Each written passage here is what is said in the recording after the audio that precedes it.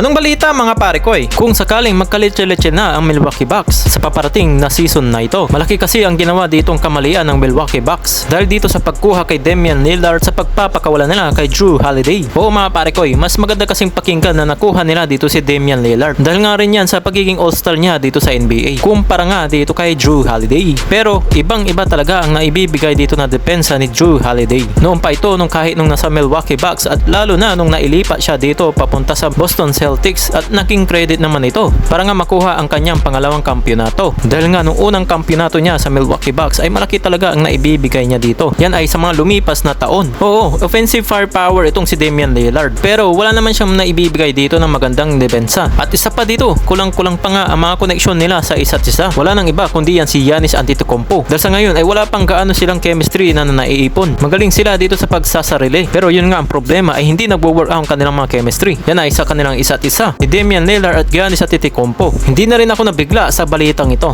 na patungkol sa Dallas na naghahabol kay Giannis Antetokounmpo sa taon na pagpasok dito ng 2025 dahil unang-una nahanap nila ito bilang magiging perfect nila sa kanilang roster para makapunta sa NBA Finals. Yan naman ay pinatunayan nila nung nakaraang season. Ngayon naman ay ito naman ang kanilang mga gagawin ang magkaroon ng malaking impact para makuha itong si Giannis Antetokounmpo. Katulad lamang ang kanilang ginawang pagdagdag kay Klay Thompson at nagawa nila yan makuha para sa abot nilang makakaya. At ito naman si Giannis ay imposible naman nila talagang masama sa kupunan. At isa pa sa mga posibleng mangyari na wala pa yan na matatanggal na kanilang mga core dito nga sa kupunan ng Dallas Mavericks. At talagang napakatindi ng mga kanilang mga player ngayon na meron pang Kyrie Irving, Luka Doncic at dumagdag pa ngayon si Klay Thompson. Siguradong kakatakutan itong Dallas Mavericks kapag nangyari na ito na kapag nakuha nila itong si Giannis Antetokounmpo dahil napapabalita na nga ito na ang Dallas Mavericks ay magiging frontrunner nila itong si Giannis Antetokounmpo. So ang mangyayari nga dito ay naka-Giannis na kung papatulan niya nga ito sa susunod na taon na paglipat na lang sa Dallas Mavericks, lalong-lalo na kapag walang mangyayari sa Milwaukee Bucks.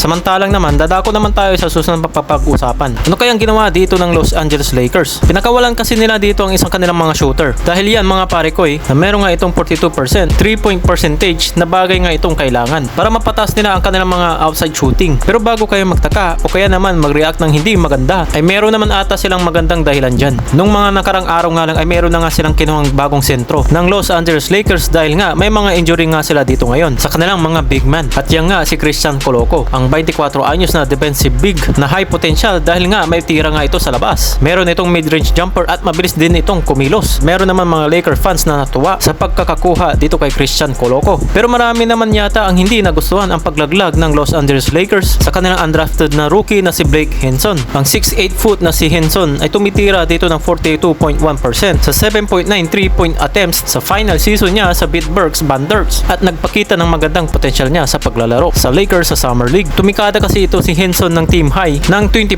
points sa 5 3-pointers. Meron pa yan ng 3 rebounds, 2 assists sa kanilang 107-81 blowout win laban sa Chicago Bulls noong nakaraang Summer League sa finale. Bago naman yun ay karamihan nitong puntos ay nanggagaling talaga sa 3-point area. Pero bakit pa ito pinakawalan ng Los Angeles Lakers? Dahil yan ang malaking tanong. Sinabi na nga yan ni Coach JJ Redick na gusto nga nilang ma-improve dito ang kanilang mga 3-point shooting lalo na nung nakaraang season. Kaya saktong-eksakto sana ito si Blake Hinson sa pangangailangan ng Lakers na yan. May mga nagsasabi din kung maaari nga lang si Bronny James na lang ang aalisin ng Lakers. Pero alam naman natin na hindi magagawin ng Lakers dahil nga dito kay LeBron. Ano kaya masasabi nyo dito mga pare ko